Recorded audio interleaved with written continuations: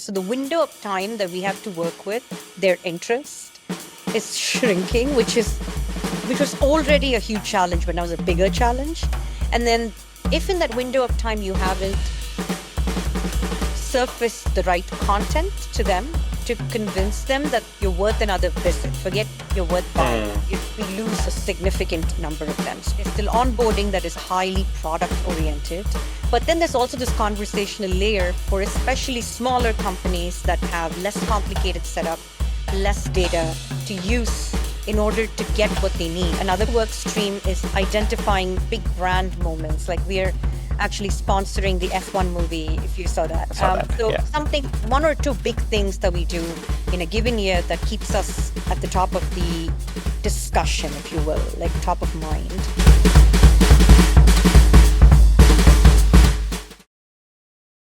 I could not be more thrilled to welcome someone who started off as a first-generation immigrant with $120,000 in debt. That's a story we need to talk about. To now a COO of a major public tech company. That's right, we have Anuradha Muralidharan, the Chief Operating Officer at Expensify. I've been so excited for this one. Expensify is the preeminent expense management platform which generated over 33 million in revenue and 9 million in free cash flows last quarter. They built an incredible bottoms-up adoption model that now serves millions of users. Expensify to me is synonymous with expense management solutions. And Anu is at the very center of that operational engine. Before taking the COO seat, she honed her craft in the trenches of some of the biggest names in fintech and enterprise, companies like Marketa, Citi, and Oracle. Anu, I'm thrilled to have you. We have so much to cover. So let's get started. Pleasure to be here. Absolutely. In your earlier sessions, that I've gone through on the web, you've talked about growing up in a middle-class Indian family, which, by the way, I totally relate to, and how you feared being overconfident. So tell us a little about that. Yeah, so overconfidence was this word that featured a lot in my childhood. I think the core idea, which I only quite grasped once I was an adult, was to not rest on your laurels. If you do well one time, doesn't mean you're going to do well every time. So you should always be hyper prepared. That was the idea. And it was drilled into me very early on. I'm still very much of that same school of thought. It's very hard to get rid of it.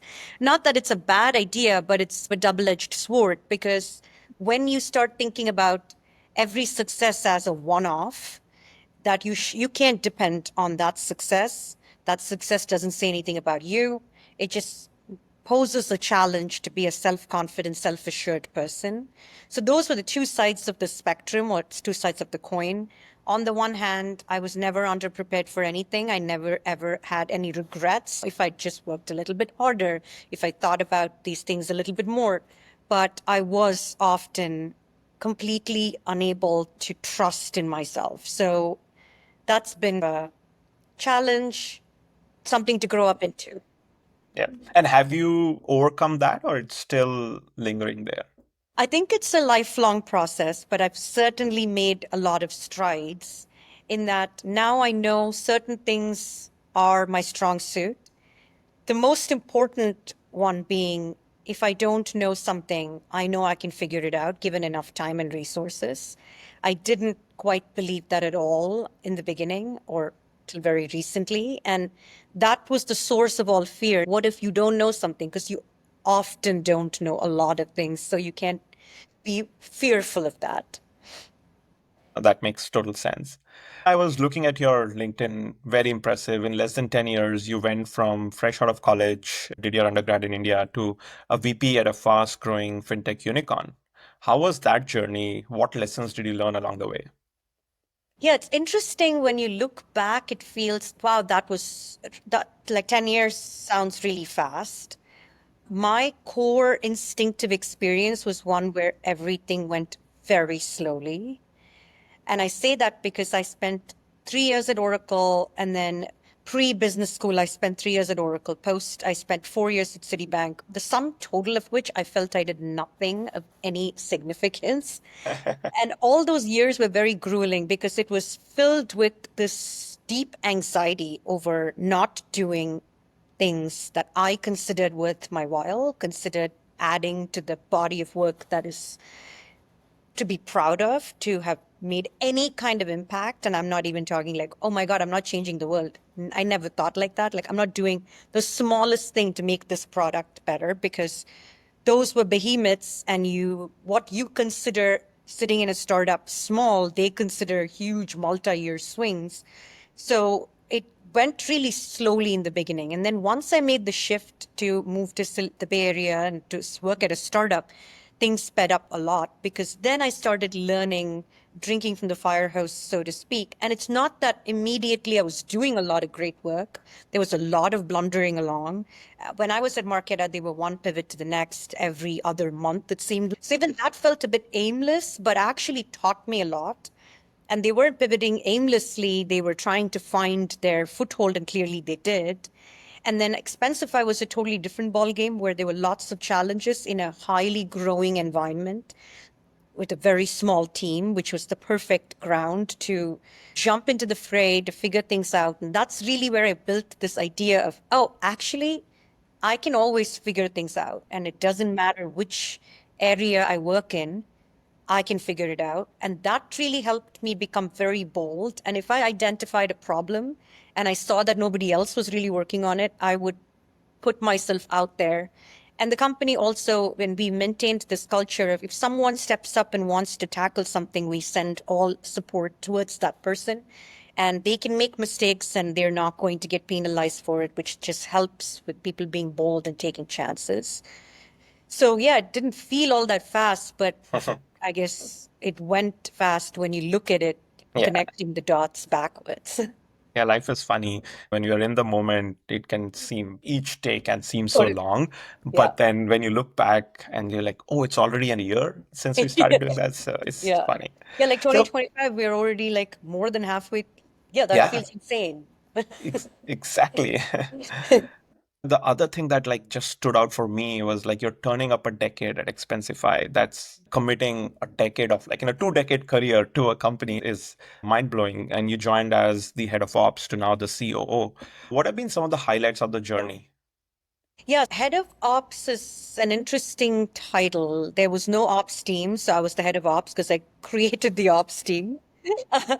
But the highlight really for me has been this self realization, I think.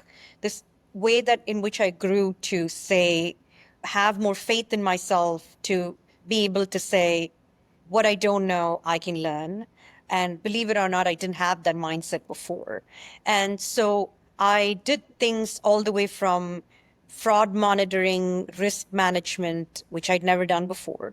I built the Expensify corporate card from scratch. I knew a lot about payments, having spent 2 years at Marketa. And like I said, pivot after pivot, like learning a lot of the nitty-gritty.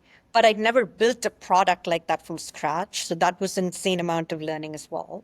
I worked on an IPO, which is, of course, I'd be lucky to do it one. Like, I'd be insanely lucky if lightning struck twice. Yeah. But that was also a year that was very exciting. Like, it was very stressful. There was a new challenge every day with words and acronyms that nobody understood.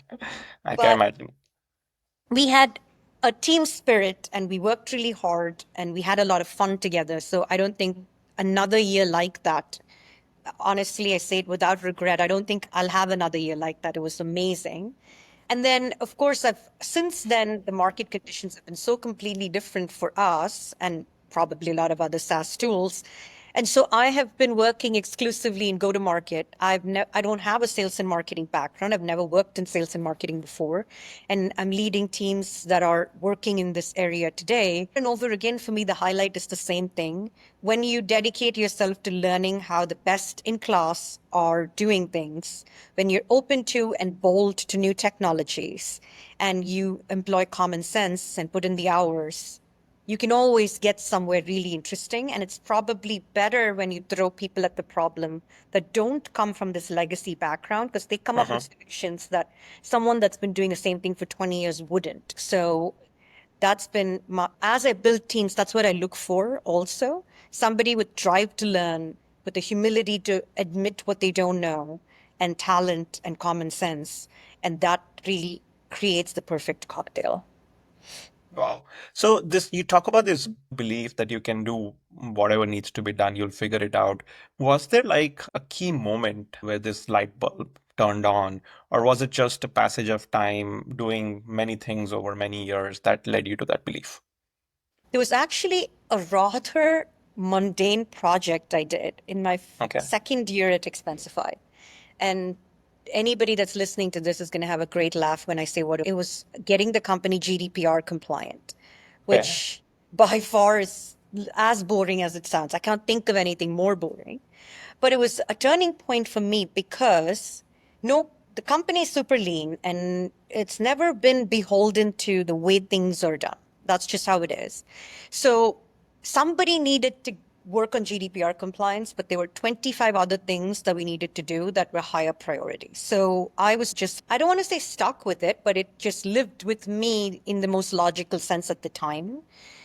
And so I just didn't know at all where to start. And when I asked our lawyers, they said, oh, you should just hire a firm and they'll figure it out. And that's what I was going to do, except I ended up having this coincidentally this one-on-one with David, and I told him, and he was like, what do you, and I must have sounded like I don't know what I'm going to do. And he said, what do you want to do?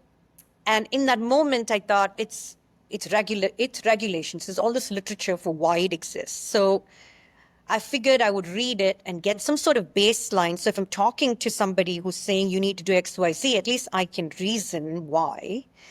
So that's how I did that project. And at a point in time, the auditors, like the certifying body, was like, oh, there are all these other things you just haven't done. And normally I would have caved, but something slipped through and I'd read the literature. So I said, oh, I don't know if that makes sense for us. And started a dialogue, which ended in the best possible way, because 9 out of 10 times when I thought you need to do something, you actually didn't need to do that thing. And if I just listened to them, we'd have all this crud in our processes. So that was actually a big turning point for me because I realized that all the people that you think know so much do know so much, but they don't have your context. So you shouldn't go to them blind. You should Yep. have a point of view and then use them like the expert that they are to sift through what you're thinking. And that was the ideal formula for success. And it was after that that somehow my mindset just permanently changed because oftentimes you have these experiences, but you also have the childhood of believing a certain thing about yourself. It's hard to change it, but this one somehow stuck. Wow, that's like super. By the way, I can totally relate to that. I think a lot of things that the experiences that you're talking about, entrepreneurship is similar. Totally. You just jump from the airplane without, and you're constructing the parachute as you're falling through. And I think that's what's been your role also has been like at Expensify. You started a team which did not exist and you've taken on many things. And totally agree with you that we sometimes look at these things which are jargons and specialized skills that people have and we get scared by them. Once you peel the layers, you realize there are all jobs to be done and maybe you won't be an expert, but you can understand enough that you can have an intelligent conversation. Yeah, absolutely. And after you've got a baseline, getting someone to improve it is so much easier. But if you know nothing about it, you're like always flying blind. Yeah. Changing tracks a little bit, you talked about how things have been changing. We are by far, I would say, I've not been a professionally in that industry in the industry for so long, but I would say in the last 2 decades, this is by far the most interesting time to For be sure. doing something, right? Things are changing so rapidly. Would love to talk about the GTM stack, how that's evolving. But before we go there, how's Expensify looking at the whole AI wave and its core business? What's your perspective? How things are going to change and how you're adapting to it? Yeah, so for us, challenge, or rather, our reality has just always been that we appeal a lot in the not necessarily tiny solopreneur space, although we do, but a reasonable chunk of our revenue comes from that small business space. But small business is more about scale.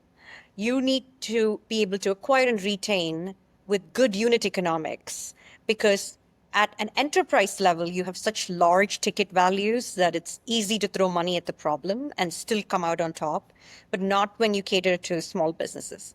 So for us, the single biggest impact from AI has been the ability to scale a really small team to do more with higher volumes.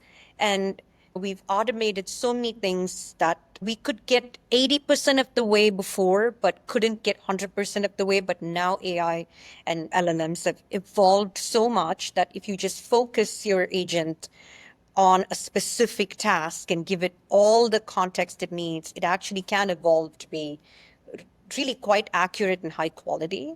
So that's really helped us scale our operations even further so we can send money away from just scaling people to doing more brand related marketing, to scaling engineering a little bit more, because it hasn't quite reached that same level of quality and automation there.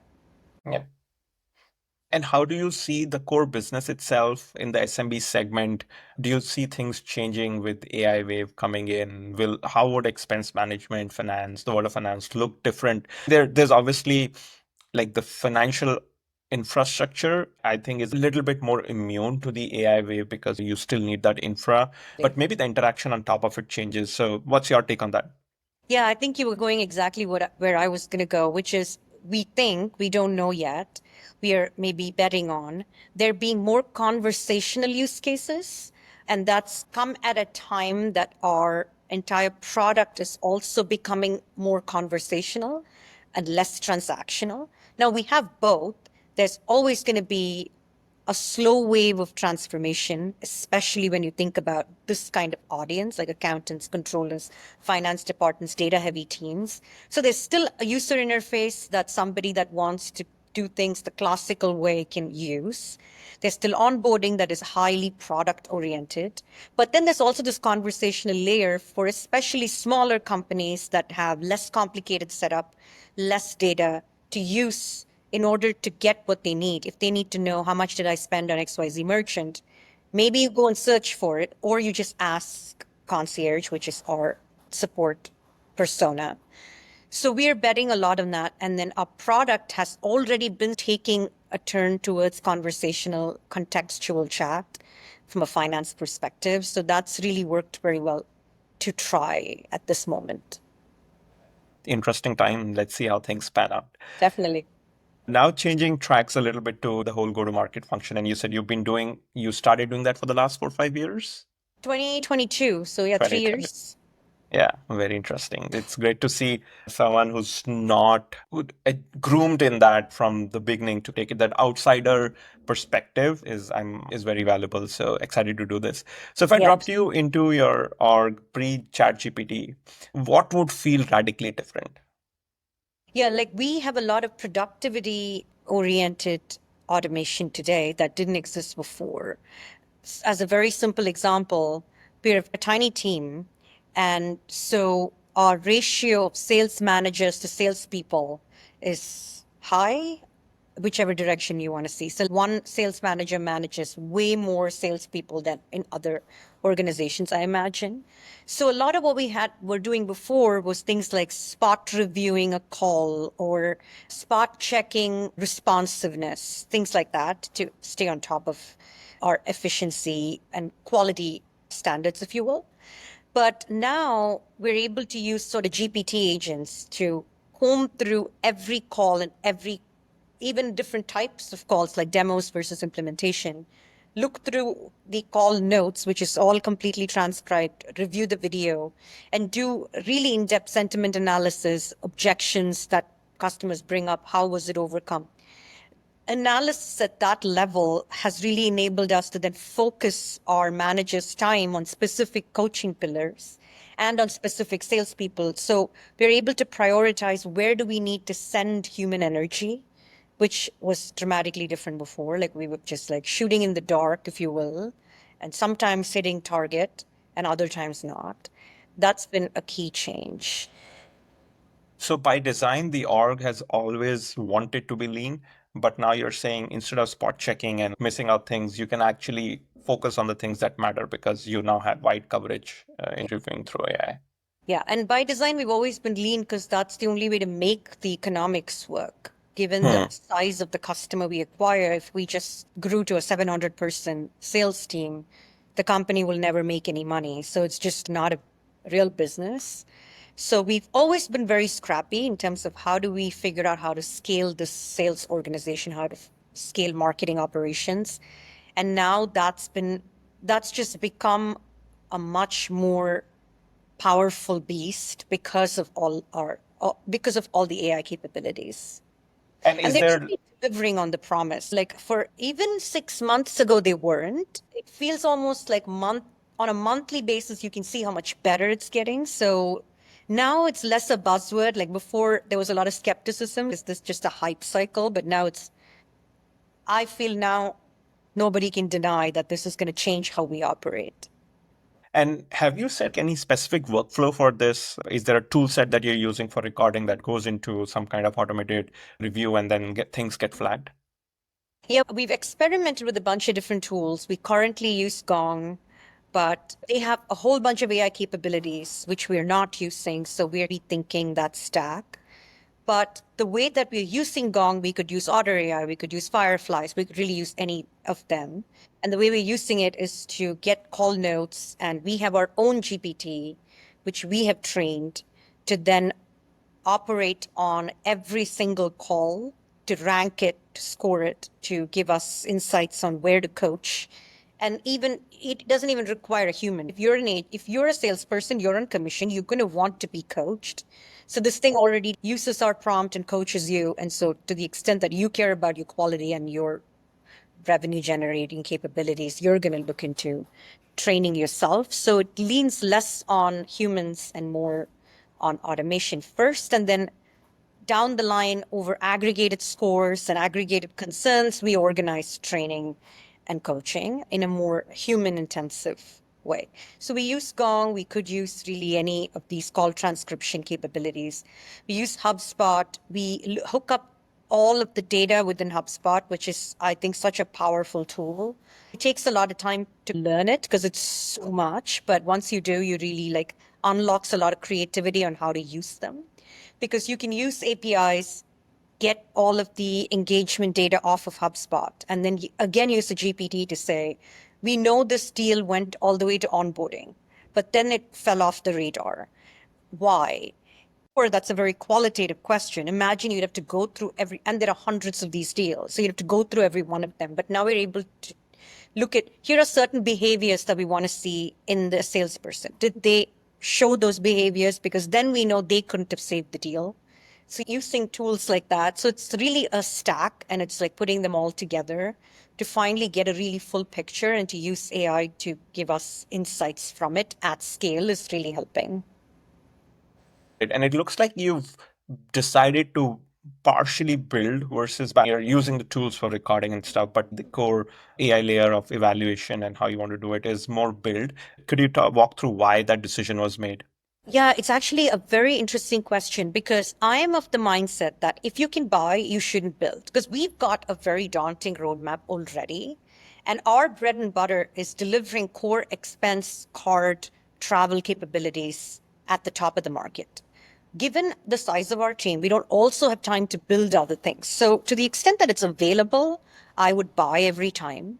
But what I've seen, especially when it comes to AI, is every company has just this much that they do that is different, that it's really hard to take an off the shelf solution and to just make it work. For example, and this may be dated, so I don't know, don't take my word for it, but when we looked into this and we looked into just using Gong without building our own GPT, they didn't have an ability to let us define the prompt and apply it to every single call. So now we are setting up trackers, we can train those trackers, and it's just quite not doing exactly what we want it to do. And so it just seems easier to say, okay, use the API, grab all the data we need, build a GPT, which is so fast these days. And we did it with engineers, but we're fast moving to a world where you don't even need that. You can just build your own agent even without engineering capabilities. So I think that customization layer is pretty key. And if it were something that an app allowed within their ecosystem, we would just stay with the ecosystem. But the minute you want something that doesn't exist and it's so easy to build it yourself, you just do that. And it's a very good lesson for companies like yours, because the minute they go off your ecosystem, you become a commodity because whatever it is you're doing, 10 other people can do. So somehow that last layer seems to be the nut to crack. Because if I'm sticking with your layer, I've never invested anything beyond it because it's done everything I needed to do. I'm so sticky now, like I'm never going to churn. And that seems to be missing almost across the board. No one app has built that in their own way, like for their use case. So maybe that will be here to stay. We use HubSpot, we use Gong, we use other tools like that. We use Common Room for outbound. And then I personally use Zapier to integrate a lot of this data. And you can even have an OpenAI agent in Zapier. So it's been a nice connective tissue. Interesting. So I think what stood out for me was the fact that I think pre-AI, even though the last mile was not met, the cost of then doing some of it yourself was high. So companies would just stick with software which was good enough, right? Like it's 90%, it's 95%, it's okay, we live with the 5%. But Yeah. now the cost of doing, and I'm not saying like monetary cost, but like just the Yeah. effort cost of doing that additional 5-10% is Yeah. so low that you want to do it. Makes Yeah. sense. Why not get to 100%? Yeah, exactly. Makes sense. So, what's one AI-powered initiative that you rolled out at your team that you're especially proud of? Maybe something that others could steal and learn from? I think this layering on GPT on our HubSpot data, and we do it in many ways. For example, we do it to catch deals at risk. And we do that by saying this deal is onboarding, but they haven't talked to us or done anything in product because our product signals are also integrated into HubSpot. So we have one place. They are 4 days, 5 days inactive. We need to be looking at that. And similar to what I was saying earlier about prioritizing coaching time, the theme across all of these initiatives is exactly that. We have few humans. We want to know exactly where to send them for a deeper dive.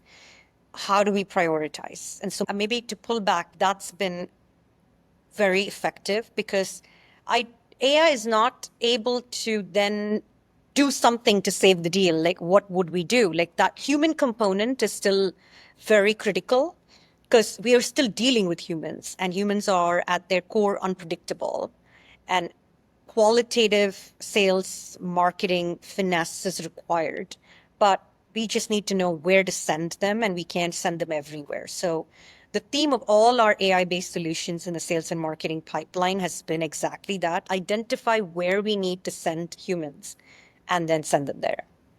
Makes sense. So I'm a little bit ignorant here, so enlighten me.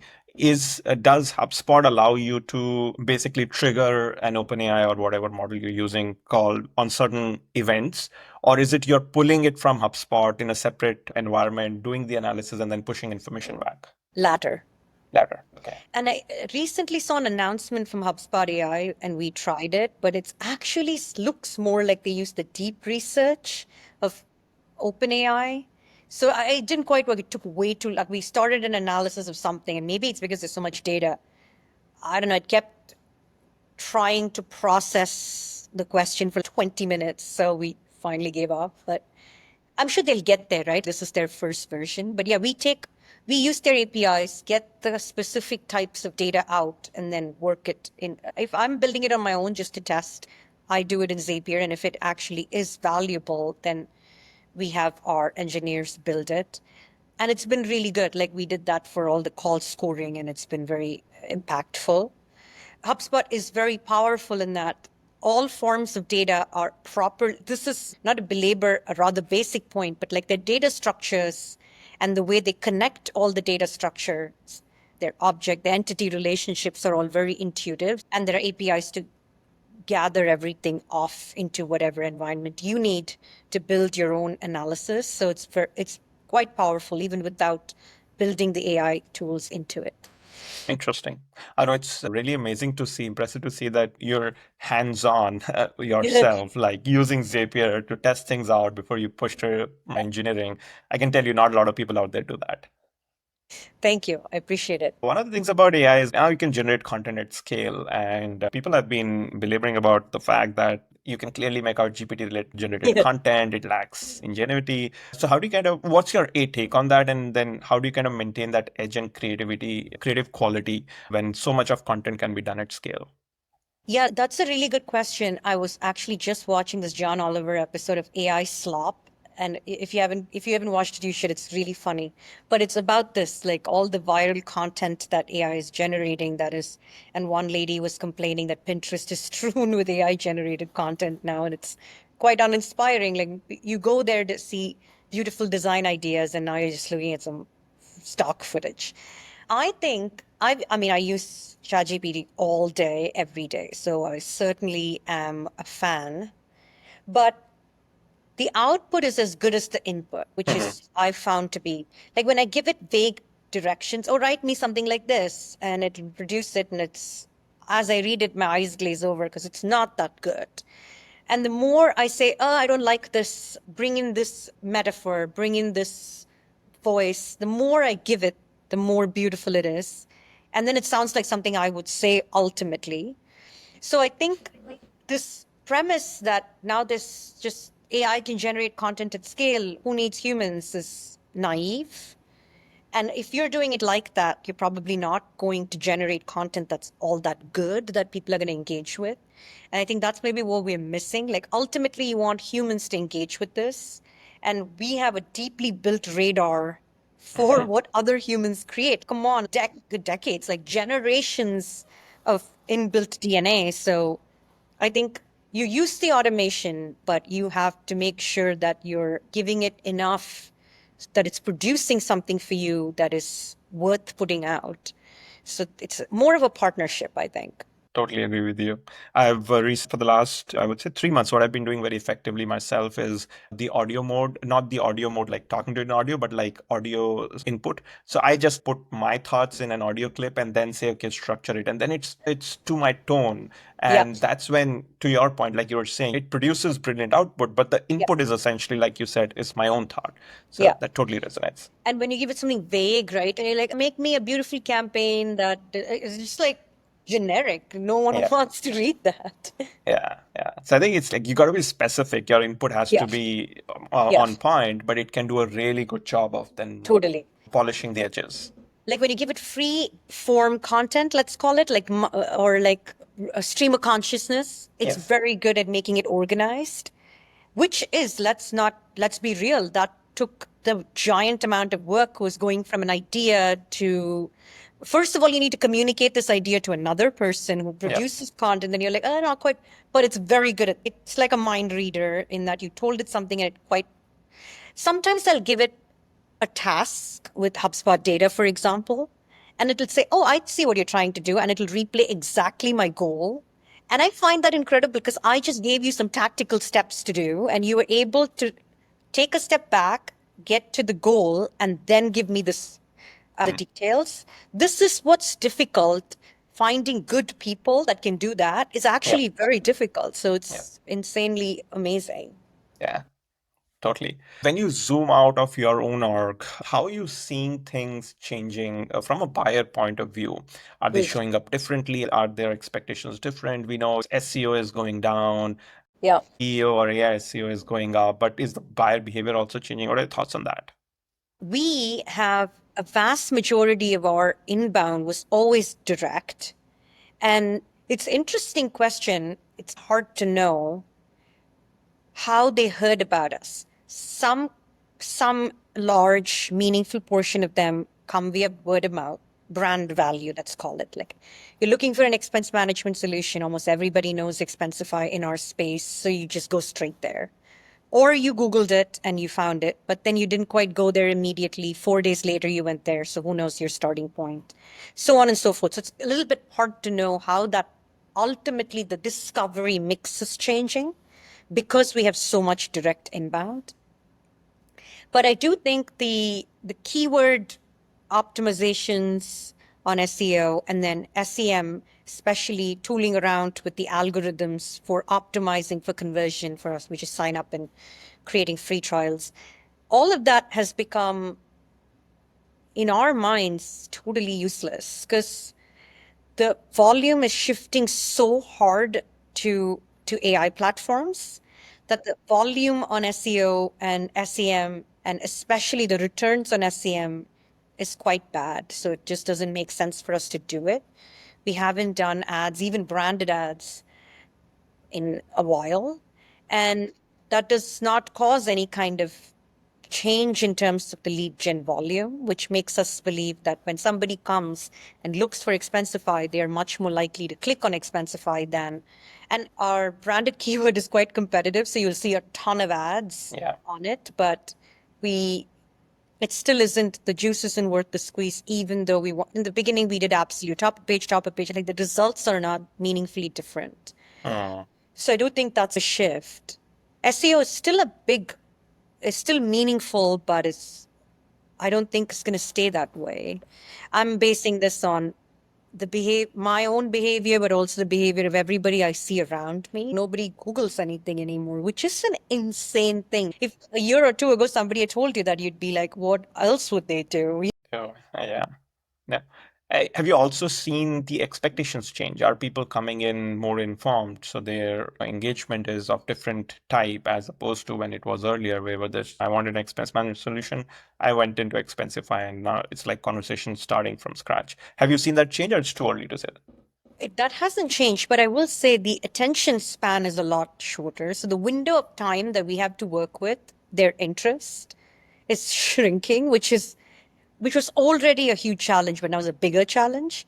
And then if in that window of time you haven't surfaced the right content to them to convince them that you're worth another visit, forget you're worth buying, we lose a significant number of them. So we're talking like hundreds of thousands of leads, and like a vast majority of them we lose. And that's a huge opportunity because we literally haven't paid anything for these leads. Like people would kill for that kind of lead gen out there, and we are dropping them because we're not able to quite cash in on that brief window of interest, which is actually how I discovered your product. Yeah. Thanks for that. If you're building a GTM team today from scratch, no baggage, how would you go about building the team? What function stays still the same? What are some new capabilities that you're going to look for? The way we've staffed, we were ahead of our time, I think. So I would do it the same way, in that we hire people that are creative. We hire people that want to figure out how to do something. We never really hired experts, and we always hired people to do the work. So we didn't hire somebody to manage a bunch of people. We hired people to do the work, and then the star players from that pool got promoted and became people that managed other people's work and did more strategic projects. So I think I would keep it the same. Bring people in, throw challenges at them, tell them how we do what we do today, tell them the opportunities. And I'd want to hire people that can say, maybe we can do this thing differently. Maybe we can try these other things and try to solve the gaps. And anything that was, what's the right word for it? Rote. If you have a job that you can write down and you deliver on that, what you've written down reliably, we always outsourced. And I continue to do that. Like all our on the ground salespeople are outsourced. All our marketing, like SEO optimization, like the mechanics of A/B testing, are all agencies. And so we hire people that know how to work with these groups of people and bring out the best in them, which is, I think, how I would keep it. Got it. So the GTM function, or marketing in particular, the teams have been structured around core competencies. Somebody's doing content, then there is ad, then there is brand, and then there's customer marketing. So do you see that structure remaining the same, or do you think that's changing? We do the same thing in that those are the work streams. Like somebody's in charge of creating a content calendar and doing product marketing to new leads and existing customers. Another work stream is identifying big brand moments. Like we're actually sponsoring the F1 movie, if you saw that. I saw that, so yeah. one or two big things that we do in a given year that keeps us at the top of the discussion, if you will, like top of mind.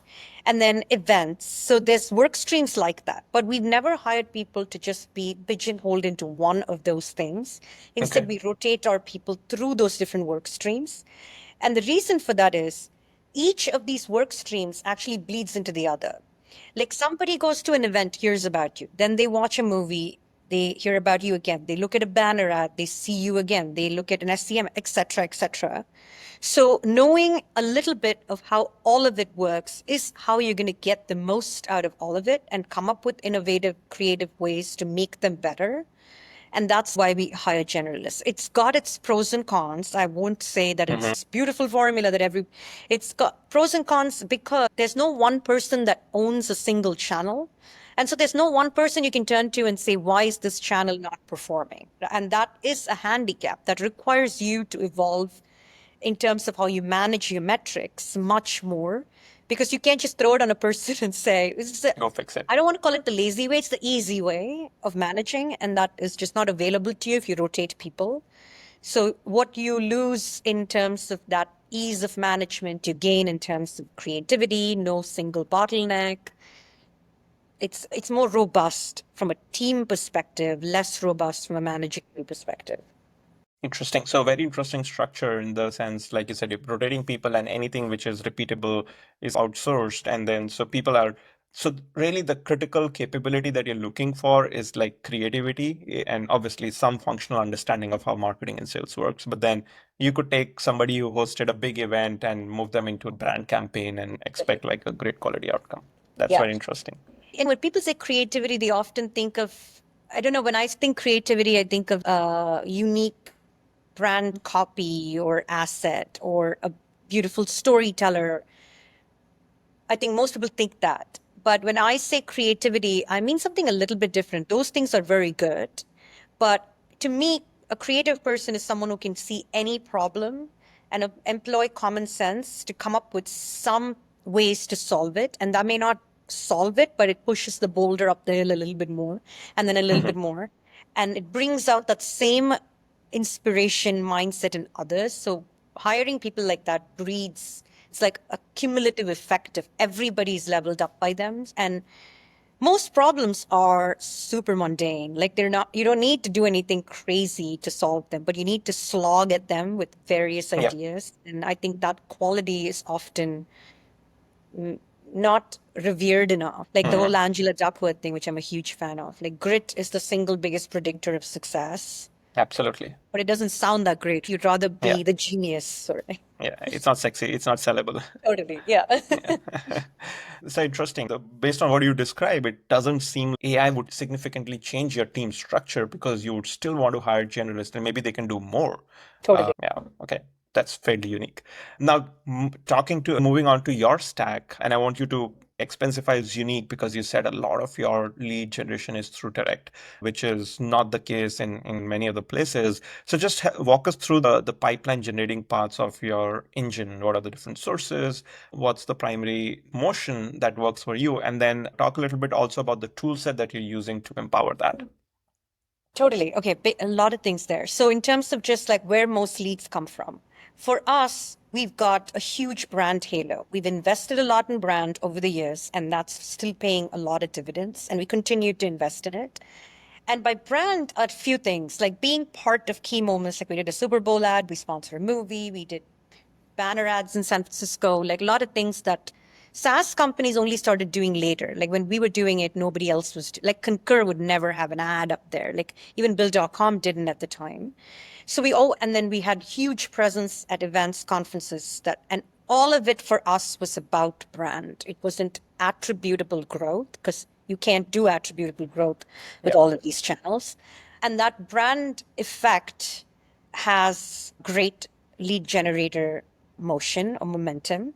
But brand is also offering the product for free to end users because a lot of companies still don't use anything. They just use Excel manual processes, but employees don't want to do things manually. So giving them a product to help them automate their end of the workflow has been a pretty big success for us because then they tell people about you. They tell their colleagues about you. Those colleagues adopt. And over time, it creates this momentum for companies to discover you. And then companies talk to each other, so on and so forth. So the virality of offering this free product to people who have this problem has been also a big, in its own way, a brand moment.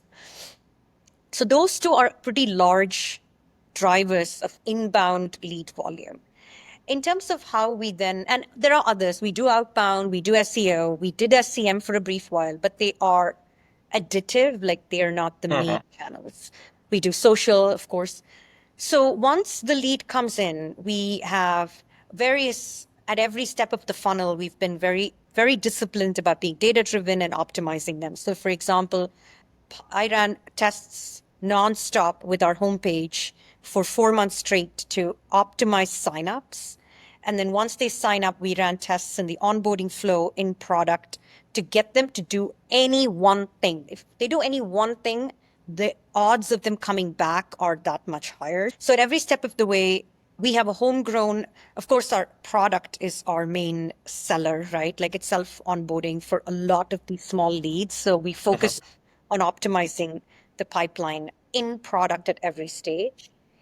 At the point that they create a free trial for a paid product, they go to HubSpot, and then we rely on HubSpot and HubSpot automation sequences marketing campaigns to engage them and talk to a salesperson.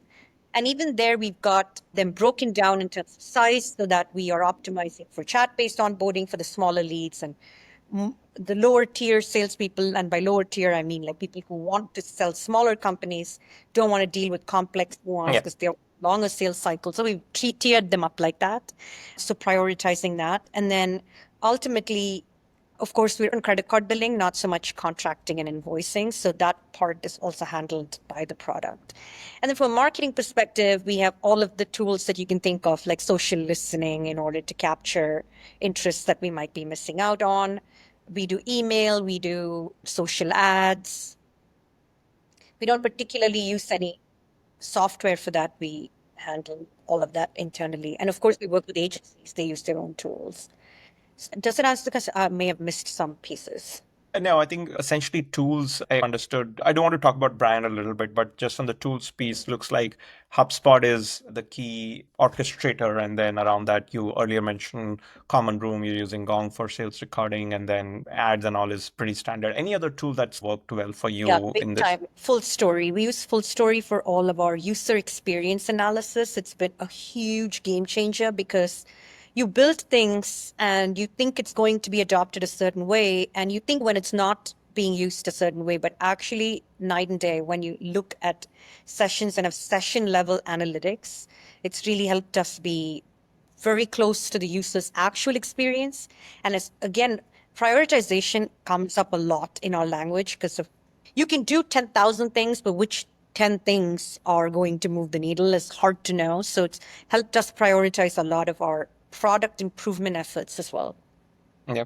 So I don't want to, so that's very interesting to know. But you also talked about brand. And the thing about brand is it's very hard, like I said, hard to attribute immediate demand to that. And it's also a long-term play. You start doing brand stuff today, it's going to yield results probably 12 months out. So Yeah. how did the company build conviction in that? Was it organic or were you intentional about it? I think very early on, we stumbled into I wasn't there at the time, so I'm going to guess at the story a little bit, memory serving. I think we always had this product that anybody could sign up for, which sounds like a thing that is like, why do you even say that out loud as a special thing? But when our product launched, and even today with some of our products that compete with us, you can't do that. You have to talk to sales. And because you can just sign up and futz around and adopt certain parts of it yourself, that it made for a huge game change. I don't know how we came up with that or if we chanced upon it or not, but that was a lead into, oh, actually, all these people are using our product, clearly using their work emails, but their company hasn't adopted us. So that was a pretty big unlock. And once we did that, we realized that the more we can drive people to use it, our lead gen will take care of itself. Because in those early days, we did all the things that every company does with like list buying and BDRs and outbound, and the returns were just never. We've gone back and tried it, and now it's a different story with AI. But even when we went back and tried it like 3 years ago without AI capabilities or automation, it was a sore loser for us. So that was the reason we focused on brands so much, because the more we did with increasing awareness of our product, the more leads just streamed in. And while we can't directly attribute, there's nothing else we're doing. So it's always been formula that's paid off.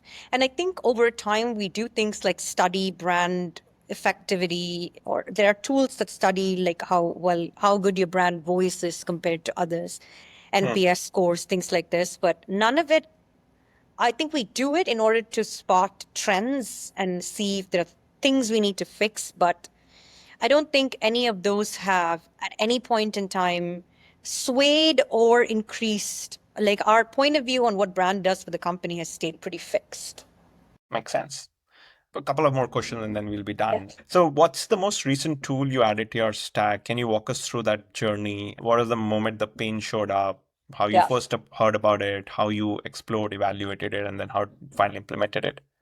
Full story is something we added like earlier this year, I think. Man, that feels insane because we've used, I can't understand how we ever functioned without it. But the way we went about, so it came out of this, like I was saying, a vast majority of our leads are very small. And as a result, a lot of our customers are very small. But so we can't really like rely on a very human intensive process to understand how they're adopting the product. We can't send sales after every one of those leads. Just doesn't work from an economics perspective. So the challenge has always been, how do we make the product sing on its own? And so I had been looking into, when I was working on A/B testing the homepage, I had looked in that particular agency was talking about using these various things like Crazy Egg and the Hotjar, Yeah, various. yeah, tons of them. And we had hired this new designer who I'd been working with on building a new onboarding flow at the same time. And when I told him about these products and whether we should get one of them, he said, "Oh, Full Story is the one I've worked with the most and I love it." That was the basis for talking to Full Story. I never really we took a demo with them and I never really talked to anybody else. But the reason I took a demo with them and I stuck with them is because they basically gave us a long free trial period during which they gave us so many resources to integrate the product and look at how to use it before we committed. And that was a huge, it was, I don't know how we would have made this decision if not for that, because the way our application is structured, you have to actually integrate Full Story in with engineering resources because we want it on web and mobile because we have a big mobile app footprint.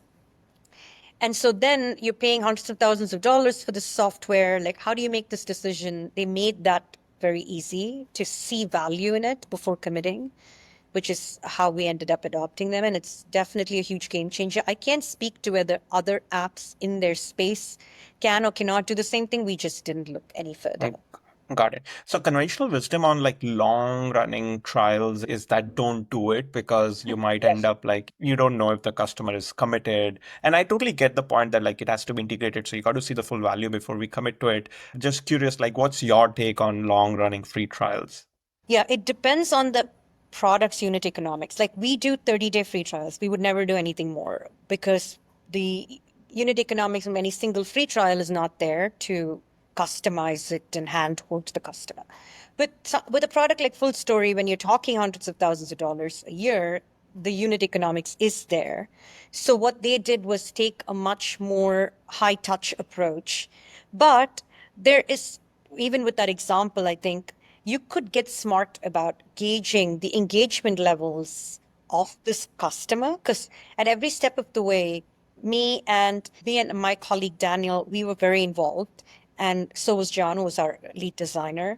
And so imagine there's two people from the executive team taking a huge interest and on a day-to-day basis asking you questions and using the product. And you can see in your own product if this particular customer is active or not. And at every point, they didn't give us a long free trial. They kept extending it for us. And I assume that's because they saw us engaging with it. And if you're putting in this work to integrate with the product, you're not going to just thoughts around, you want to use it. So I think it's possible if you have the right economic structure behind it to know where to take a chance and where not to take a chance. And that probably comes with some years of taking chances where you shouldn't and not taking chances where you should. I believe it's probably just like a learning curve. Makes sense. So I know we are now at the rapid fire. I know it's gone a little bit longer. If No you have worries, please. flexibility, we can. Okay. So Yes. this will be rapid fire, so you can be short, snippy. So what's a strong opinion you have about AI in marketing that might ruffle some feathers? That it's going to be a best partner. Okay. Do you look at AI as driving productivity, augmenting people, or replacing people, or a combination of any of these? 1 and 2, One of these. So productivity driving and productivity. augmenting people.